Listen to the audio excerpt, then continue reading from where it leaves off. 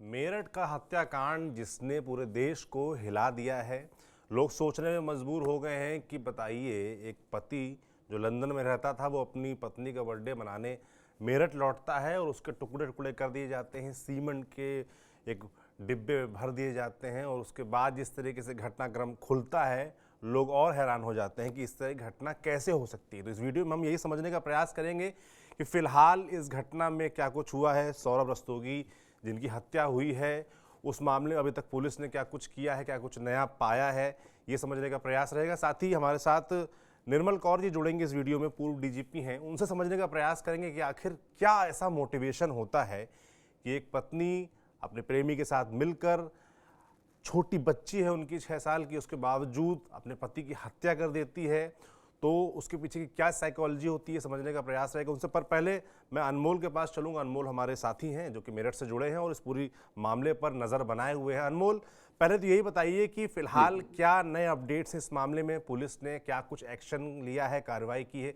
अभी दिन में मैं देख रहा था एक वीडियो भी वायरल था जहां पर कोर्ट में पेशी थी तो वकीलों ने मारपीट भी की है। तो गुस्सा है समाज में, साफ तौर पर दिख रहा है। पुलिस क्या कर रही है फिलहाल? बिल्कुल सौरभ, और पुलिस की जहाँ तक की जांच की बात है तो एफआईआर तो जो सौरभ थे, उनके भाई ने, बबलू ने दे दी थी और मुकदमा दर्ज कर लिया गया था। और उसके बाद दोनों की गिरफ्तारी पुलिस के द्वारा की गई है। जो मुस्कान है पत्नी, उनकी भी गिरफ्तारी हो चुकी है, और जो उनके प्रेमी हैं जिनके साथ मिलकर मुस्कान ने इस पूरे हत्याकांड को अंजाम दिया, साहिल, उनकी भी गिरफ्तारी हो चुकी है। दोनों को जेल में ले जाने से पहले कोर्ट में पेश किया गया था। कोर्ट में जब पेश किया जाता गया था, जब आप बता रहे हैं कि वो वीडियो, वो उस समय का ही है। वकीलों में रोष था क्योंकि ये खबर जो है वो आग की तरह पूरे हिंदुस्तान में एक तरीके से फैल चुकी है। और मेरठ के वकीलों में इतना रोष था कि जब कोर्ट में पेश किया गया तो उन्होंने गुस्सा दिखाना शुरू कर दिया। लेकिन कोर्ट में जो कार्रवाई थी वो पेंडिंग थी, और कोर्ट की कार्रवाई के बाद वकीलों ने, जैसे ही ये दोनों आरोपी पुलिस की कस्टडी से बाहर आए, तो वकीलों ने पीटना शुरू कर दिया। और एक बात इसमें और बताएंगे, जब कोर्ट में पेश किया गया था, जज ने इनसे पूछताछ की कि आपने क्या कराया, तो बेखौफ होके दोनों ने अपना जुर्म कबूला। मुस्कान की बात तो ये है कि मुस्कान ने बेखौफ होके ये बताया है कि उसने अपने पति की हत्या की है। और वहीं जब साहिल से बात की तो साहिल भी बेखौफ होके पूरे कोर्ट में, परिसर के अंदर ये बोला उसने कि उसने हत्या की है। इसके बाद दोनों को जेल भेज दिया गया है, और अभी फिलहाल जो आगे की जांच है पुलिस कर रही है, जिसमें कहाँ से ये ड्रम लिया था, किस डॉक्टर के पास वो गई थी मुस्कान, जिसमें उसने ये बताया थी कि उसको एंजाइटी की प्रॉब्लम है, उसकी जांच चल रही है। क्योंकि जिस डॉक्टर के पास उसने ये परेशानी लेके वहां पहुंची थी, वहां से नींद की गोलियां ली थी। जो जी। वो नींद की गोलियां सौरभ के खाने में डालकर उसे बेहोश किया गया था, ताकि जो हत्या है, जो घटनाक्रम है, उसे अंजाम आसानी से दिया जा सके। तो वो उस डॉक्टर के साथ भी पुलिस अभी पूछताछ कर रही है। चाकू कहाँ से खरीदे हैं, इसके बारे में पुलिस ने पूरी रिपोर्ट तैयार कर ली गई है। और इसमें भी जो दुकानदार है उससे पुलिस ने पूछताछ की है, तो उसने पुलिस को ये बताया है कि 800 रुपए में 2 चाकू लेके गई थी ये महिला। और उसने ये कहा था कि चिकन काटने का चाकू चाहिए, कि चिकन जी। काट सके आसानी से, यानी कि पूरी प्लानिंग थी। और पुलिस की माने, एसपी सिटी आयुष विक्रम सिंह ने जब इस पूरे घटनाक्रम का खुलासा किया तो उन्होंने ये बताया कि नवंबर से ये लोग प्लानिंग में थे, मुस्कान और साहिल, की सौरभ की हत्या किस तरीके से की जाए। सौरभ ज्यादातर समय अपने काम को लेकर बाहर रहता था, घर कभी कभार आता था। और 25 फरवरी को जो बताया जा रहा है कि मुस्कान का जन्मदिन था, तो उस सिलसिले में मेरठ आया था, और साथ ही साथ पासपोर्ट रिन्यू करना था। तो इस वजह से भी सौरभ वापस आया था। और जब मेरठ आया था तो बर्थडे के सेलिब्रेशन की तैयारी चल रही थी। अभी एक वीडियो और सामने निकल के आया है जिसमें देखा जा रहा है कि सौरभ, मुस्कान और 6 साल की बेटी जो उनकी है, पीहू जिसका नाम है, वो डांस करते हुए नजर आ रहे हैं। ये अभी तक कंफर्म नहीं हो पाया है कि ये बर्थडे का ही वीडियो था या इससे पहले का जी। कभी का वीडियो था। और इस सबको पहलुओं को जांच में रखा जा रहा है, सबसे पूछताछ की जा रही है, परिजनों से पूछताछ की जा रही है। परिजनों का तो ये तक कहना है सौरभ के कि पैसों का विवाद है और सौरभ कई लाखों रुपए इनके परिवार वालों को दे चुका था, जिसको लेकर ये पूरा हत्याकांड को अंजाम दिया गया है। हालांकि ये पुलिस के सामने अभी तक नहीं कहा है। तो इन सब पहलुओं पर अभी पुलिस जांच कर रही है सौरभ। बिल्कुल, बहुत सारे पहलू हैं जिन पर जांच होगी। अब मैं निर्मल कौर जी आपके पास आता हूं, क्योंकि आपका एक वास्ट एक्सपीरियंस रहा है, आप डीजीपी रही हैं। तो देख के इसे आम आदमी की तरह हम लोग को लगता है कि भाई इस तरह की हिम्मत कैसे आती है लोगों में, कि पता है कि आजकल इतना टेक्नोलॉजी अपडेट हो गई है, कोई भी आप क्राइम करेंगे तो छुपेगा नहीं, और ये तो ऐसा क्राइम है जो साफ तौर पर छुपना नहीं था, पता चलना ही था। तो लोग कैसे ये साइकोलॉजी आ जाती है कि भाई प्रेमी है और पति की हत्या कर दी। मैं आपसे जानना चाहता हूँ कि आपने कई ऐसे मामले देखे होंगे, तो ये ताकत, ये ऊर्जा, ये मोटिवेशन कैसे आता है?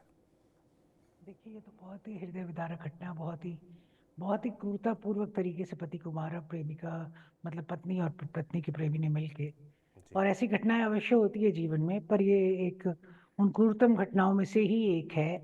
और देखिए, ये हो सकता है कि ये लोग नशे के आदी हों, कोई और जी। बात होगी जरूर, जी, जिससे कि नशे की मानसिक बात आई स्थिति है जो है जी। आपकी वो सामान्य नहीं रहती है। हम्म। कुछ सामान्य स्थिति में तो लोग ऐसा करेगा नहीं, ना तो वो महिला मुस्कान सामान्य स्थिति में लग रही है, और ना वो सौरभ कौन है, साहिल साहिल साहिल जी। शुक्ला सामान्य स्थिति में लग रहा है। क्योंकि अगर आप पकड़े जाते हैं तो आपकी एक आम रिएक्शन होती है, प्रतिक्रिया होती है डिनाई करने की। जब अपराधी कोई कोर्ट में जाता है तो कहता है मैंने नहीं किया, इतना स्पष्टता से वो स्वीकार नहीं करता है। और जबकि अभी हमें बताया गया हमारे संवाददाता महोदय द्वारा कि उन्होंने बेबाक एकदम खुलेपन से कहा कि हाँ मैंने मारा है, इस तरह मारा है। तो इससे लगता है कि मानसिक स्थिति कुछ बहुत, जो नॉर्मल हम लोग ह्यूमन मानसिक मतलब मानवीय संवेदना की या मानवीय प्रकृति की मानसिक स्थिति कहते हैं, तो उसके विरोध इनके बयान है या विरोध आचरण है, उसके विरोध में आचरण है। तो डेफिनेटली नशा एक चीज हो सकती है, कोई ऑल्टर्ड जो मेंटल स्टेट कई बार ऑल्टर हो जाती है, आपकी मानसिक स्थिति जो जो प्रभावित हो जाती है, और कुछ एक और ही दूसरे ही क्षेत्र में, दूसरे ही रेल में चली जाती है। साइकोलॉजिस्ट इसका कई प्रकार से विश्लेषण करते हैं। या तो वो उस ऑल्टर्ड मानसिक स्थिति का एक कारण नशा होता है, पर उसके और भी कारण होते हैं, जी। और भी कारण होते हैं कि आपकी मानसिक स्थिति एकदम ऑल्टर हो जाती है और नॉर्मल से अलग हो जाती है कई बार। मतलब और ये एक ग्रुप में हुई है, दोनों की इकट्ठी हुई है, तो निश्चित है कि कोई ऐसा कोई ग्रुप वाला, जैसे जैसे आपने देखा कई लोग जो कल्ट्स ज्वाइन कर लेते हैं, कल्ट्स ज्वाइन कर लेते हैं, उनकी मानसिक स्थिति एकदम बदल जाती है। इसी तरह कई कल्ट वाली रिलेशनशिप्स भी होती है, जिसमें कि इतना प्रभाव पड़ जाता है एक आदमी का दूसरे पे कि वो वही करने लग जाता है जो कि उसे कहा जाता है। तो ऐसी कुछ बात लगती है। देखिए, तो गहन विश्लेषण के बाद, अध्ययन से पता लगेगा, परंतु अपराध हुआ है और दोनों अपना अपराध स्वीकार भी कर रहे हैं। तो हम समझते हैं कि न्यायालय इसमें बड़ी से बड़ी सजा देगा। पर एक बात और देखने की है जी। कि कोई भी अपने खिलाफ गवाही नहीं दे सकता, अपने खिलाफ गवाही नहीं दे सकता। और ये तो जज को देखना है कि किस तरह ये क्राइम प्रूव हुआ या नहीं हुआ, और जज उसी के हिसाब से पनिशमेंट भी देंगे। परंतु साक्ष्य संहिता के मुताबिक किसी को मजबूर नहीं किया जाता, पर यहाँ तो वो मजबूर नहीं कर रहे, और अपने खिलाफ कोई गवाही जो दी हुई है वो मान्य भी नहीं होती है। पर यहाँ वो जज के सामने स्वेच्छा से अपना अपराध कबूल कर रहे हैं। तो जज को देखना होगा कि निर्णय लेना होगा, सभी सर्कमस्टेंशियल एविडेंस को देखते हुए, पारिस्थितिक साक्ष्य को देखते हुए, घटनाक्रम को देखते हुए, और भी बहुत सारी बातों को देखते हुए, और पुलिस अनुसंधान में जो आया है वो सब सिनेरियो और वो सब कुछ देखते हुए निर्णय उनको लेना पड़ेगा, जो कि माननीय न्यायालय लेगा ही। और परंतु जहां तक एक मानवीय एंगल से देखें, मानवीय दृष्टिकोण से, ये दिल दहला देने वाली घटना है, और बिल्कुल। ऐसा एक सामान्य मानवीय संदर्भ में होता नहीं है। तो ये डेफिनेटली कुछ बहुत ही मतलब जिसे कह सकते हैं आउट ऑफ द नॉर्मल, या एक बहुत ही मतलब विचित्र सी घटना है, बहुत ही अलग घटना बिल्कुल। है, बिल्कुल। अपवाद स्वरूप घटना है। ऐसा नॉर्मली मानवीय संबंधों में ऐसा होता नहीं है। बिल्कुल यदि निर्मल आपस जी, में बन नहीं रही तो मैं संबंध एक चीज़ विच्छेद आपसे ये कर समझना लेंगे। चाहता हूँ। बिल्कुल ये घटना है इसकी जितनी भी आलोचना की जाए वो कम है, इसमें कोई दो राय नहीं है।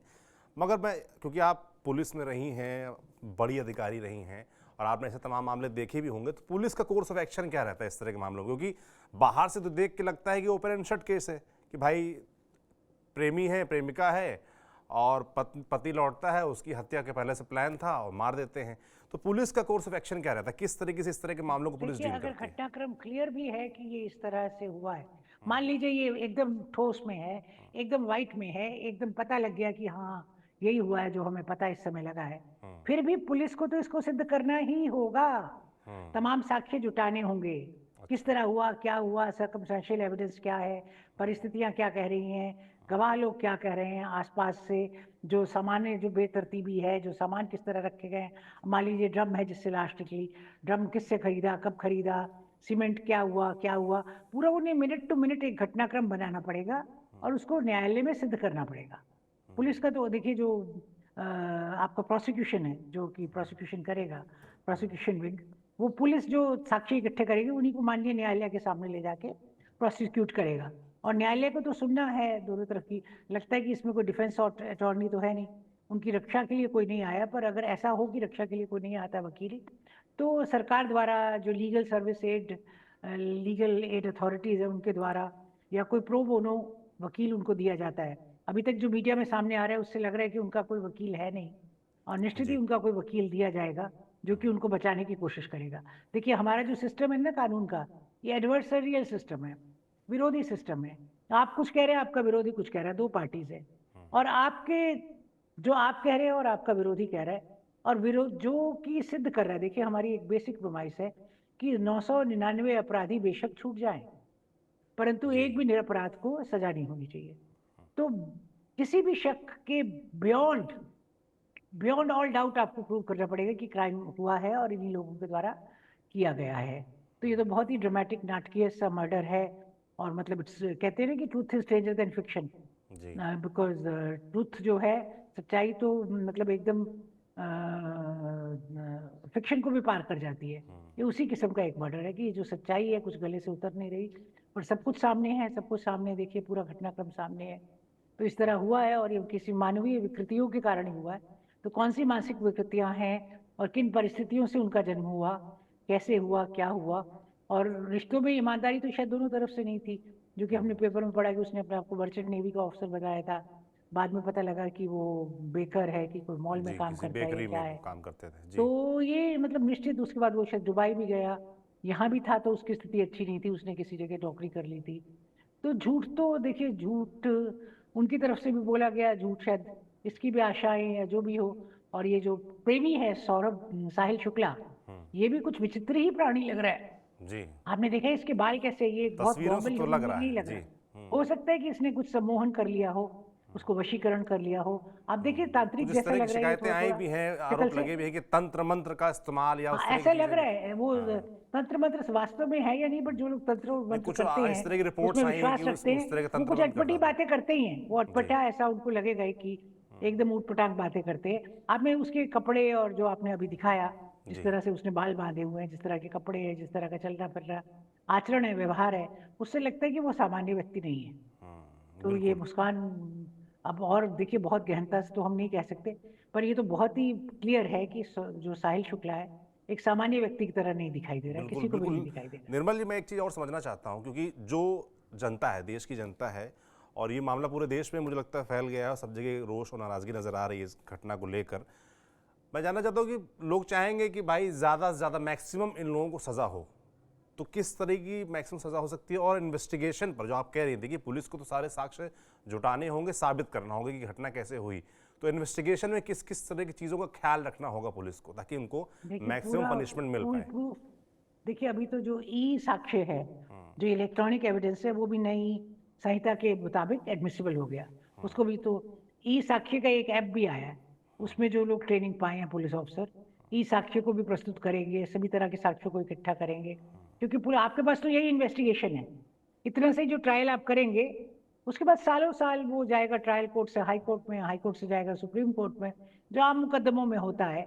तो उस समय आपके पास यही जो साक्ष्य आज आप एकत्रित करेंगे कुछ महीने में या कुछ दिनों में, वही काम आने सुप्रीम कोर्ट तक, जो कि आज से 25 साल बाद भी सुनवाई हो सकती है, जिस तरह से अपने कोर्ट के प्रोसीजर है, जिस तरह धीरे धीरे काम चलते हैं।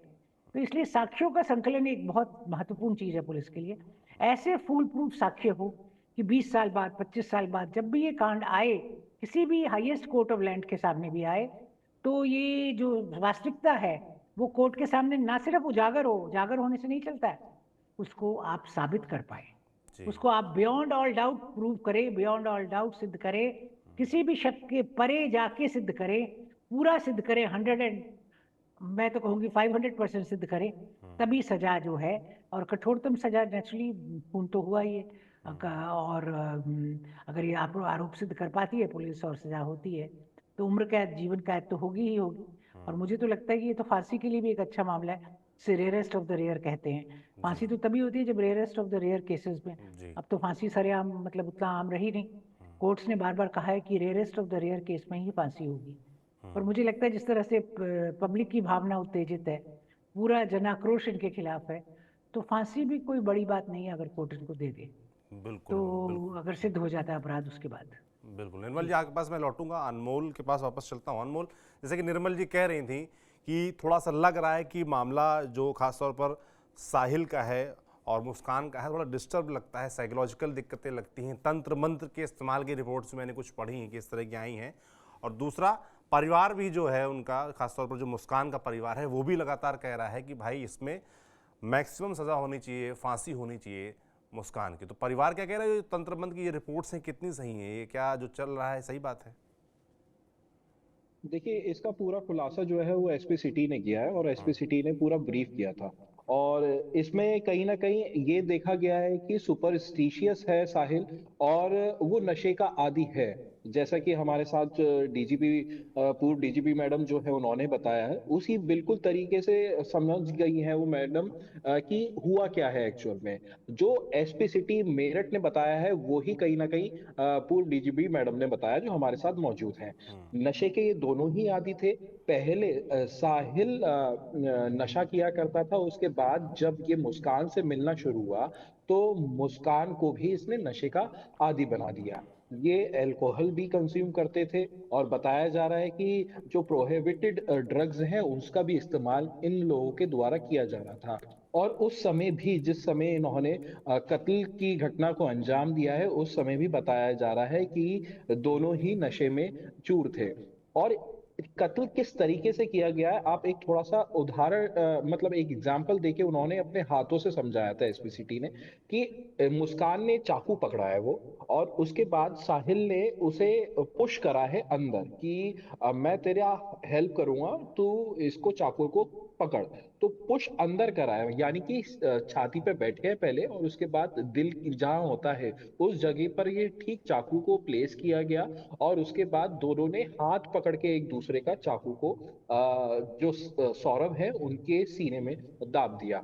इस तरीके से 3 बार वार किए गए, और उसके बाद फिर उनकी लाश को कहीं ठिकाने लगाना था, लेकिन वो एरिया कुछ समझ में नहीं आया, या उनको ऐसी जगह नहीं मिल पाई थी कि कहाँ पर लाश को छुपाया जाए जहाँ बदबू ना आ सके, जहाँ लोगों को शक ना हो सके। तो इन्होंने ड्रम खरीदा। ड्रम खरीदने के बाद सीमेंट खरीदा, और सीमेंट खरीदने के बाद उसमें बॉडी को रखने का प्रयास किया, लेकिन बॉडी नहीं आ पाई, तो बाथरूम में ले जाके पहले बॉडी का सर काटा। सर काटने के बाद दोनों हाथों की हथेली काटी, और उसके बाद फिर ड्रम में रखा। पूरे घर में, जैसा कि पुलिस बता रही है कि पूरे घर में खून खून हो गया था। तो एक प्लेटफॉर्म से जो डिलीवरी करते हैं आइटम्स की, उसे मुस्कान ने ब्लीच में मंगवाया। 10-10 किलो के कई पैकेट बताए जा रहे हैं कि मंगाए गए थे, और उससे पूरे घर को धोया। सीमेंट ड्रम में बॉडी को रखने के बाद सीमेंट से सील कर दिया गया, और उसके बाद दोनों के दोनों उस घर से चले गए।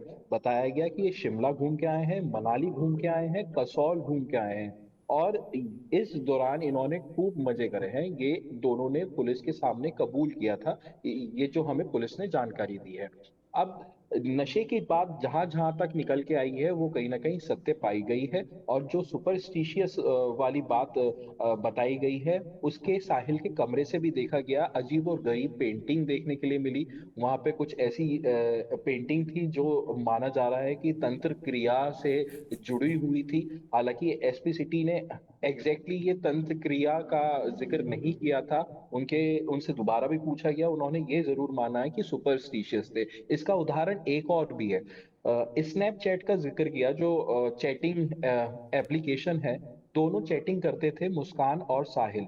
और मुस्कान ने फेक अकाउंट बनाए थे साहिल की मरी हुई माँ के नाम पर। और साहिल को मैसेज किया करती थी और उस मैसेज में ये लिखा करती कि मुस्कान के साथ रहे, मुस्कान जैसा कहती है वैसा कर।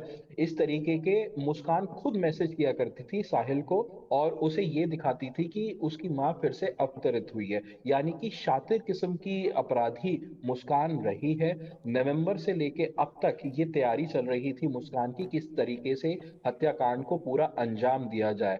और इसको मुस्कान को यह भी पता था कि साहिल सुपरस्टिशियस है, अंधविश्वास को मानता है, तो उसको किस तरीके से अपने कब्जे में लेना है।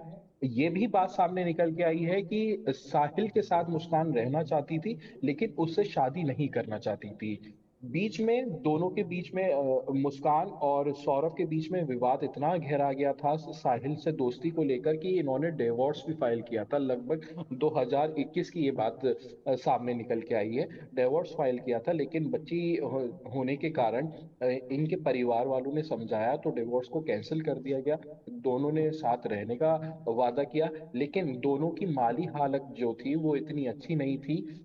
इन दोनों की ही लव मैरिज थी और लव मैरिज का विरोध मुस्कान के परिवार वालों ने और साथ ही साथ सौरभ के परिवार वालों ने भी किया था क्योंकि सौरभ इतना अमीर नहीं था जिस तरीके से मुस्कान के परिवार वालों ने बताया।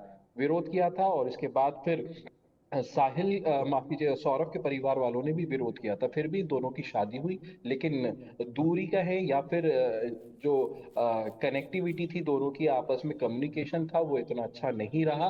दोनों के झगड़े आए दिन हुआ करते थे। और उसके बाद 2019 में करीब साहिल के संपर्क में आई मुस्कान। एक ग्रुप बनाया गया व्हाट्सएप पे जिसमें साहिल भी जुड़ा हुआ था। तो मुस्कान और साहिल जैसा कि पुलिस बता रही है कि स्कूल में 8वीं क्लास में साथ पढ़ा करते थे। दोनों की दोस्ती वहां से शुरू हुई।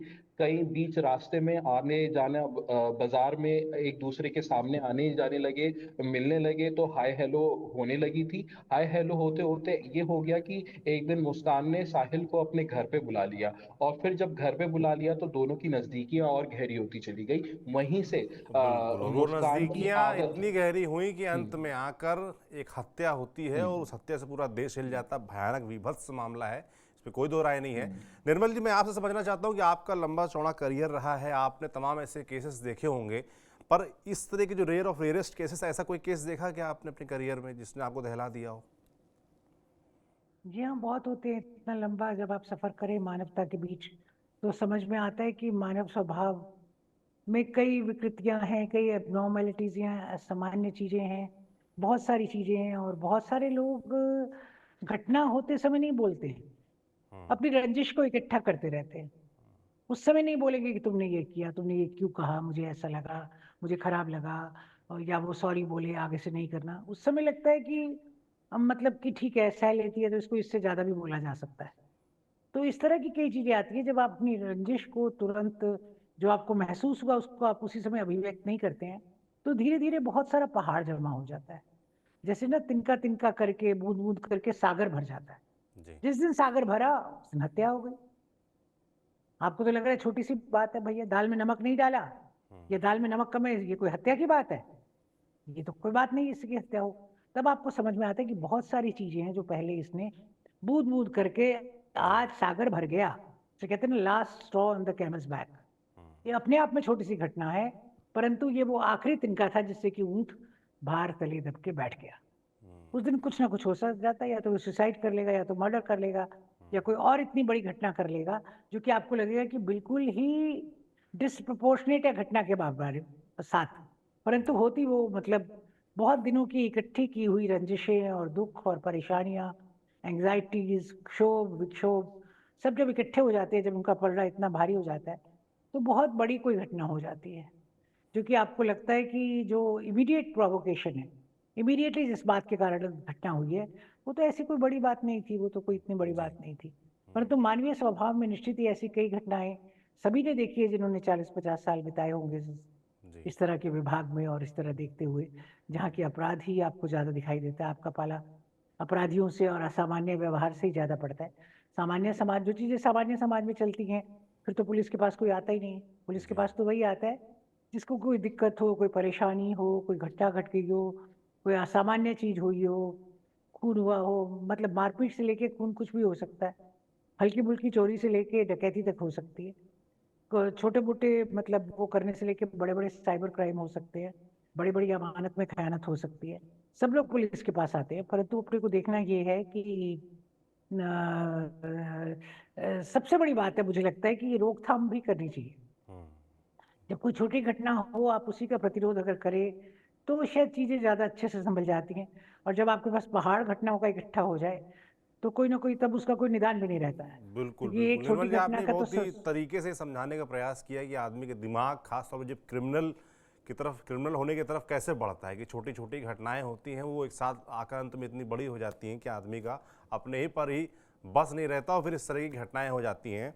अब बिल्कुल देखने वाला होगा इस मामले पर कि आगे किस तरीके का कोर्स ऑफ एक्शन रहता है पुलिस का। निर्मल जी, आपका बहुत-बहुत धन्यवाद तमाम जानकारियाँ हमको देने के लिए, समझाने के लिए कि कैसे पुलिस इस केस में आगे धन्यवाद। बढ़ सकती है। अनमोल, आपका भी बहुत-बहुत शुक्रिया जुड़ने के लिए और तमाम जानकारियाँ देने के लिए। तो कुल मिलाकर एक बड़ा मामला है मेरठ का, जिसने पूरे देश को दहला रखा है। उस मामले से जुड़े जो अपडेट्स थे, हमने आप तक पहुंचाने का प्रयास किया। जो भी आगे अपडेट आते हैं आप तक हम जरूर पहुंचाएंगे। आप देखते रहिए TV9 डिजिटल। शुक्रिया।